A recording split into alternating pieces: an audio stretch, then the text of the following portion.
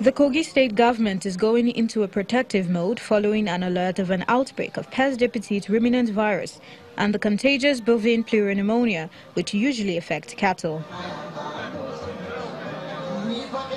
The viruses have already cost a herder 60 cows, prompting a campaign around the state that vaccinations will be administered to all cows to prevent animal-to-animal and animal-to-human transmission. Please make your animals available for this vaccination. I can imagine what Mala Husseini has gone through, losing all the animals, and we don't want to repeat. We also do not want the transfer of this contagious bovine pleuropneumonia. We don't want the transfer, otherwise known as CPPP, into human beings.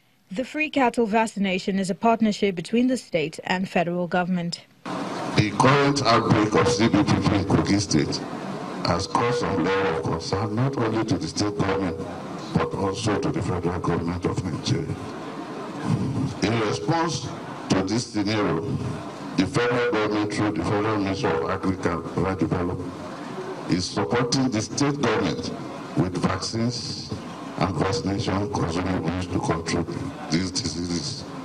The contagious bovine pleuropneumonia, also known as lung plague, is a bacterial disease that attacks the lungs of cattle, buffalo, zebu and yaks with an incubation period of 20 to 123 days. Traditionally, CBPP has been controlled by the live T144 vaccine, which has been used in Africa for over 60 years. Meanwhile, pes difficile ruminants, which is an acute viral disease of goats and sheep, is characterized by fever, necrotic stomatitis, gastroenteritis, pneumonia, and sometimes death. The homologous PPR vaccine usually plays an important role in its control.